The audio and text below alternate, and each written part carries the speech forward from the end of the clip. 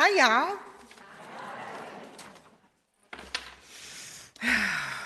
For those of you who I haven't met yet, I'm Kirsten Bondiggity, and I grew up in this church. So it's good to be back. Thanks, Mom, for coming, even though we were at the ER with her on Friday because she had food poisoning. So if you're one of the people who are always taking her out to eat, shame on you. So earlier this summer, I misplaced my phone. I retraced my steps multiple times, checking every surface in the house to no avail. I even briefly considered the possibility that I was having my own medical event. But fear not, friends, I found it. Turns out earlier that morning, I had been carrying books and soda cans and dog bowls, and I was wearing a nightgown that had no pockets. So I decided to solve this logistical challenge by tucking the phone under my boob. Then I forgot.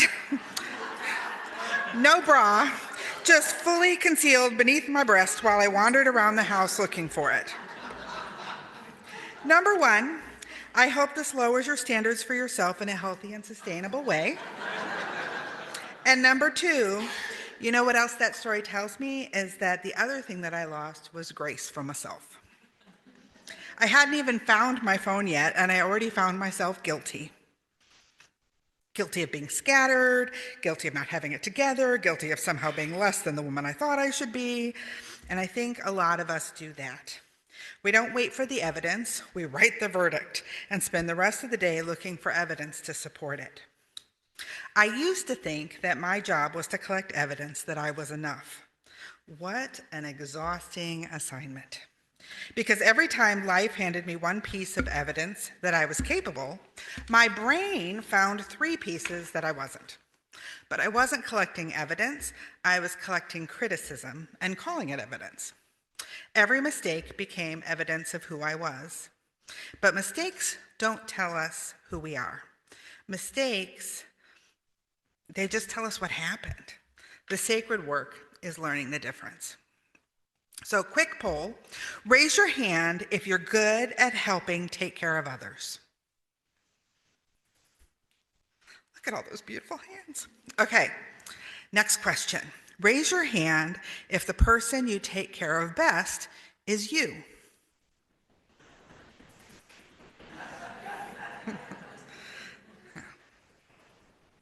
I named this sermon Holy Holy.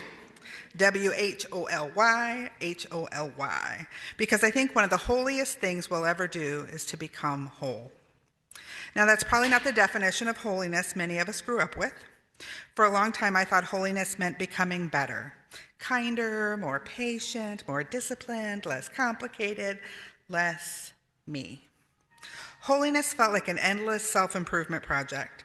If I could just fix enough things about myself, maybe one day I'd finally be enough. But the sacred work isn't becoming someone else. Sacred work is remembering who we've been underneath all of the survival strategies. Not becoming, returning.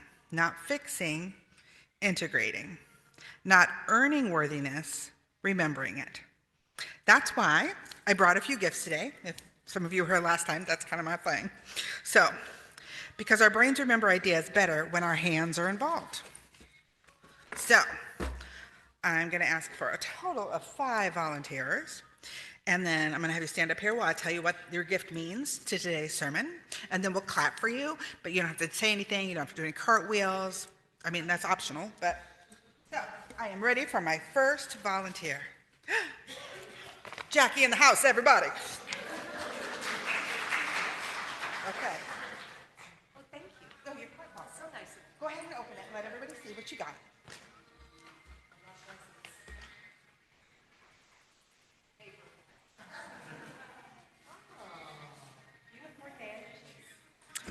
Band-Aids.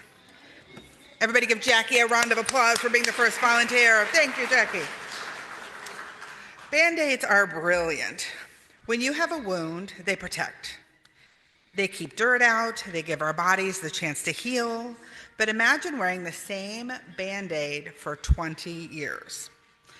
Eventually, the thing that once protected you starts covering skin that healed a long time ago. I think many of us are still wearing emotional Band-Aids we no longer need. People pleasing, perfectionism, never asking for help, being the funny one, being the strong one, being the invisible one.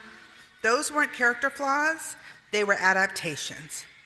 Brilliant adaptations. Is anyone hearing that song? Is that supposed to, is that intentional? I'm like, okay, let's get in the spirit, okay.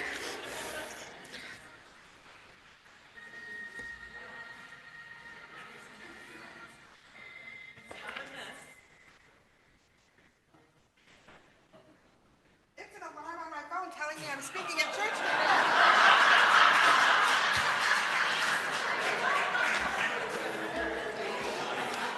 Just wanted to round out that whole imperfection's totally okay thing.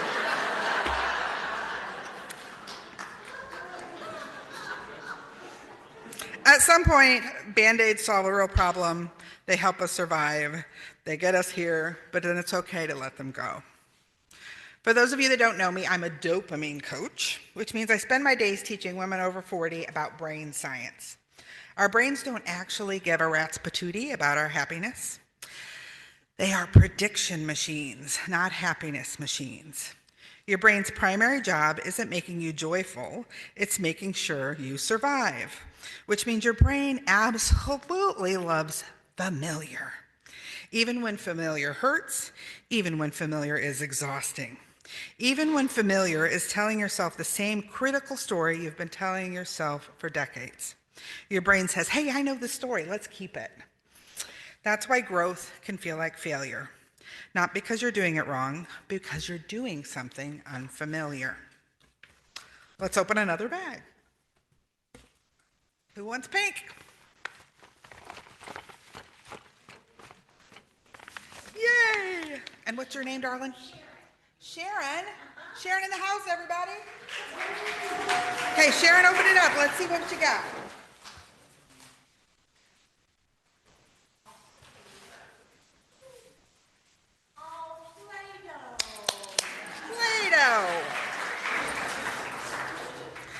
Children understand something adults forget.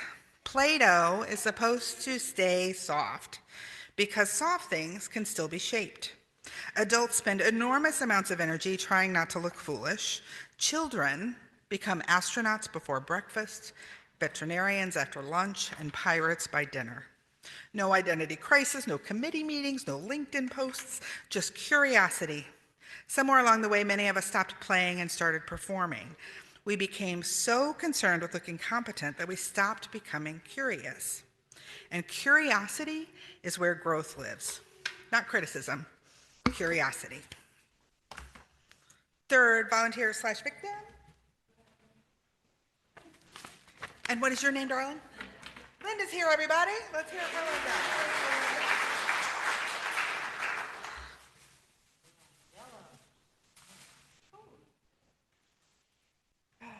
A sparkly ruler. Because if we're going to measure ourselves by impossible standards, we might as well do it fabulously. Human beings measure everything. Income, blood pressure, grades, retirement accounts, body fat, screen time. We have measurements for almost everything except, do I feel at home in my own life? That's harder to quantify. One of my favorite books is called The Gap and the Gain, and the basic idea is pretty simple. Most of us measure ourselves against an ideal we'll never reach, the gap. Instead of measuring how far we've come, the gain. Same life, different ruler, different story. So for those of us who've been in the yo-yo of weight loss, let's say I wanted to lose like 100 pounds. If I lost 90, those of us living in the gap would be like obsessed with that final 10 pounds instead of being like celebratory about the 90. All of us do that to a degree. Okay, I'm ready for one more volunteer. Green in the house. What is your name, darling? Susan. Susan in the house, everybody.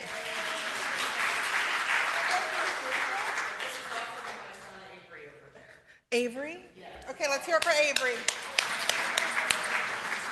Avery, do you want to pull it out of the bag and see what it is?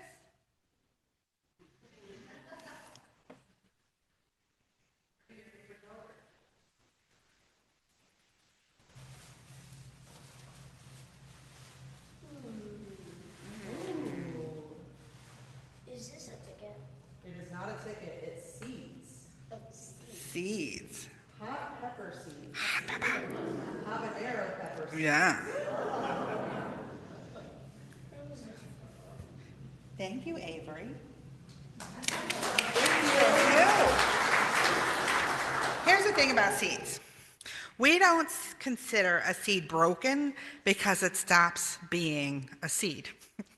In fact, if it stayed a seed forever, we'd call that a tragedy. Growth asks us to let go of the shape we started with, and that's not failure. That's exactly what healthy things do. Which brings us back to holiness. I don't think holiness is perfection. I think holiness is integration. It's when the person you present to the world and the person you actually are finally stop living separate lives. It's when compassion catches up with truth and courage catches up with longing. It's when your outside life finally starts matching your inside life. That's wholeness, and I think it's holy. Okay, one final volunteer. What's your name, darling? Andrew in the house, everybody. Thank you, Andrew.